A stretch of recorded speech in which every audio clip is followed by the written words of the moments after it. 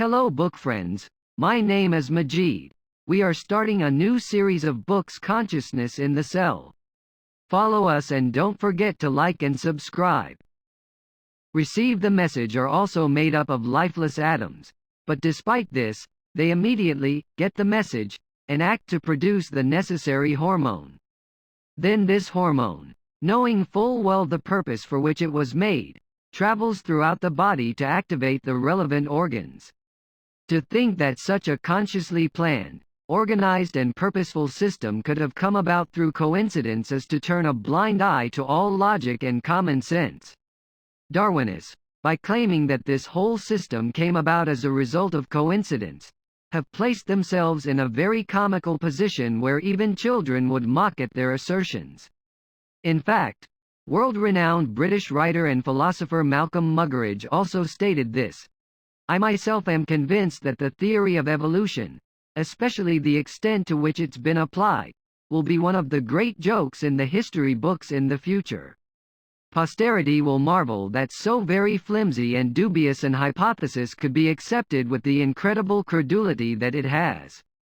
Malcolm Muggeridge, The End of Christendom, Grand Rapids, Eerdmans, 1980, page 43. The clear and evident truth is that God, the superior creator, has created this flawless system. The lungs have their own emergency defense unit. Some cells in the lungs actually spray a natural biocide over bacteria and other microbes. This way, microbes and bacteria that enter through the respiratory tract and manage to reach the lungs alive are killed there. Obviously, it's not possible for lung cells to recognize harmful substances, much less know to produce whatever's needed to neutralize them. Cells are devoid of abilities such as thinking, cognition, decision-making, or planning. These are all products of God, the one who created it all in harmony and balance, and regulation with the heavens and the earth.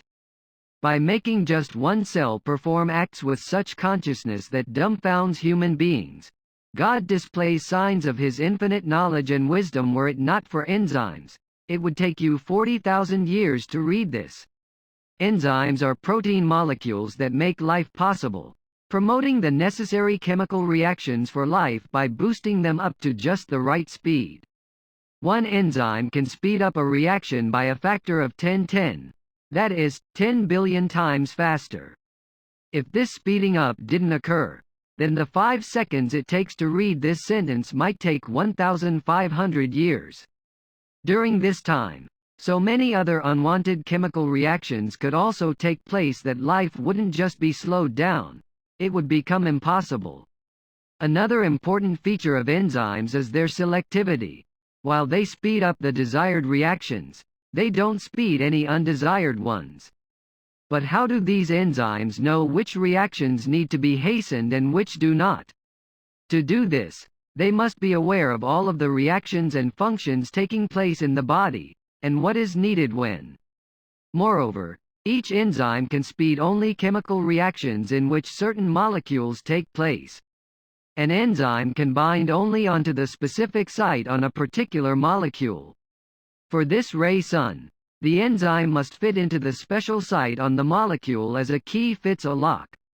Each enzyme has to recognize its particular molecule, and the specific site where it must attach itself.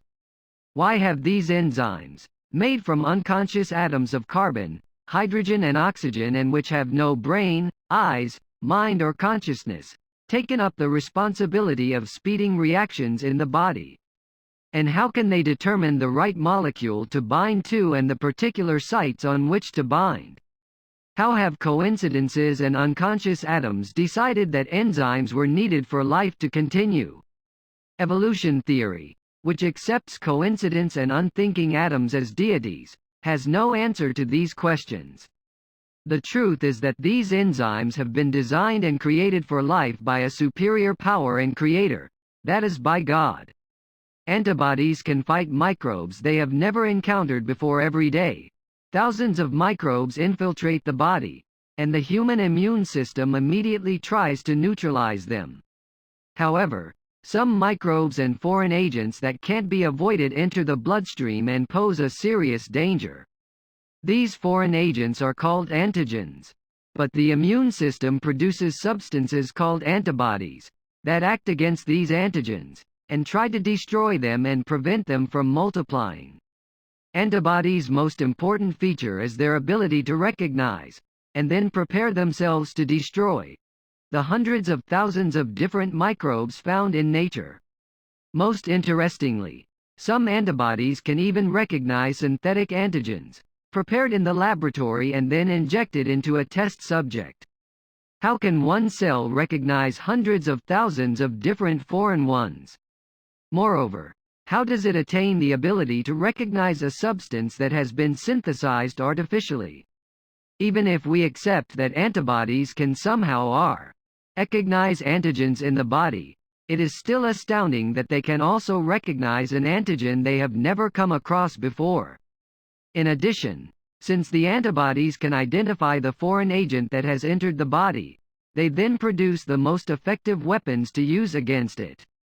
Coincidence cannot explain how a mechanism inside the body can possess such astonishing information about the outside world. This fact leaves the evolutionists in a bind. Having failed to explain with their theories antibodies' ability to identify all types of foreign agents entering the body, evolutionists try to gloss over the topic with illogical, scientifically unacceptable explanations.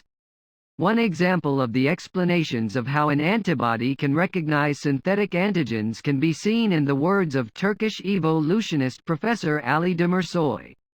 A cell that has developed the ability to synthesize an antibody against a chemical agent which was made synthetically in the 20th century must be a clairvoyant. Professor Ali Demirsoy, Khalidem ve Evrim, Inheritance and Evolution. Matexan Publications. Ankara 1995, page 420. As Professor Demirsoy suggests, evolutionists admit the perfection in living things, but try to explain it away with quite imaginative methods. They try to hypnotize people with magical statements like, "This is a miracle of evolution," or, "This cell must be clairvoyant." However, there is an extraordinary situation here. The word clairvoyant is used for people who claim to have precognitive abilities. The fact that a cell has knowledge about things that exist far distant from it is quite extraordinary. A cell composed of lifeless atoms cannot be expected to possess strong intuitive powers or knowledge about the future by coincidence, of its own accord. To make such a claim is to exceed the limits of reason and logic. This much is apparent. These antibodies were given their talents by God, the one who has knowledge of everything down to its smallest detail. Cells of the immune system have been created with large memories. When cells receive news of microbial attack, they immediately warn the immune system. Whenever you get an infection, for example, when microbes invade an open wound, cells of the immune system are immediately activated. These defensive cells, known as macrophages, identify the area of infection in the least amount of time and initiate a response against microbe attack and then hasten to this area. Macrophages are sensitive to a number of changes. For example, they identify bacterial waste in a given area, along with the presence of destructive substances produced by infected tissue, as well as factors involved in blood clotting. If macrophages couldn't identify any changes in infected tissue, they wouldn't be able to respond to the innumerable number of dangers the body faces every day. But here is something interesting. Most macrophages are coming face to face with such an attack for the first time. If so, how did these microscopic living cells learn what constitutes danger? Have they had training in this matter? Obviously, it's impossible for these microscopic macrophages to have been educated in any way. All this information has been in their memory since the macrophages first came into being. A power has given them this memory and inspired them with the knowledge of how to protect the body from outside enemies. The one who has acquainted them with the impact of attacks from outside is the Lord of the worlds, who created them together with this knowledge, that is, God.